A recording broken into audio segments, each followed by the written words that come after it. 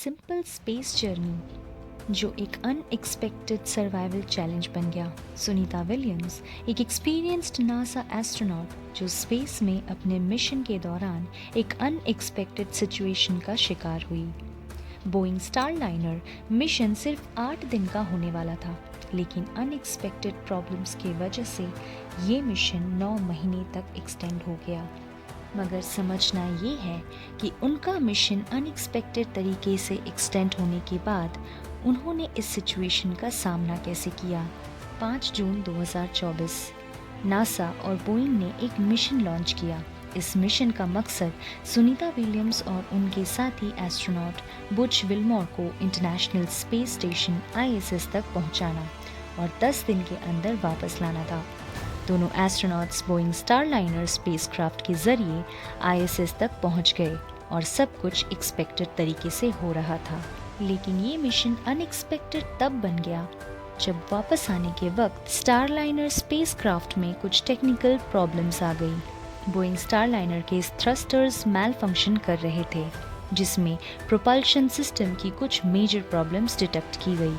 NASA engineers ने इस issue को फिक्स करने की कोशिश की, लेकिन ये तुरंत सॉल्व होने वाला मसला नहीं था। इस वजह से सुनीता विलियम्स और बुच विल्मोर को ISS पर ही रुकने का फैसला लेना पड़ा। एक एस्ट्रोनॉट के लिए स्पेस में एक एक्सटेंडेड स्टे काफ़ी चैलेंजिंग हो सकता है। ISS पर हर चीज़ लिमिटेड होती है, खाना, पानी and resources.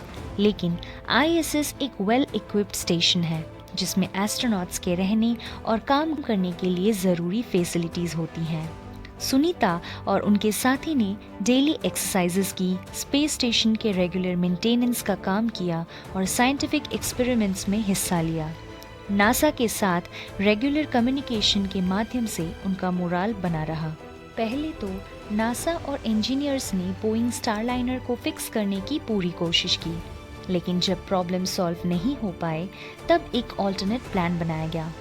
SpaceX dragon freedom spacecraft जो ISS से ऑलरेडी डॉक्ड था, इसे यूज़ करने का फैसला किया गया। सुनीता विलियम्स और बुच विल्मोर को सेफली वापस लाने का ये एक रिलायबल तरीका था। 18 मार्च 2025 को ये डिसीजन लिया गया कि एस्ट्रोनॉट्स स्पेसएक्स ड्रैगन के माध्यम से वापस आएंगे। इस मिशन को पूरा होने में 271 डेज लगे, जो एक एक्सपेक्टेड शॉर्ट टर्म मिशन के कंपैरिजन में काफ़ी लंबा था।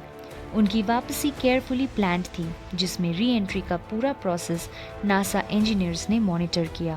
अब बात कर लेते हैं सुनीता विलियम्स के अर्थ पर सेफ लैंडिंग के बारे में।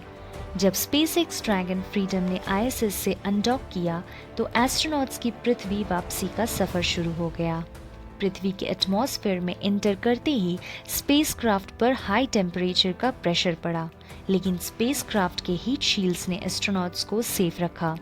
सेफ री एंट्री के बाद पैराशूट्स डिप्लॉय हुए और स्पेसक्राफ्ट अटलांटिक ओशन में सक्सेसफुली स्प्लैश डाउन कर गया। नासा के रिकवरी टीम ने एस्ट्रोनॉट्स को रेस्क्यू किया और इनिशियल मेडिकल टेस्ट्स के बाद उन्हें उनके फैमिलीज से मिलवाया गया।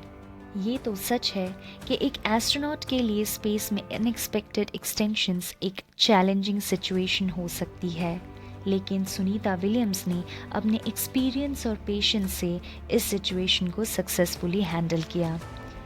अगर आपको ये इन्फॉर्मेशंस अच्छे लगे हों तो हमारे चैनल को सब्सक्राइब करें। Thank you.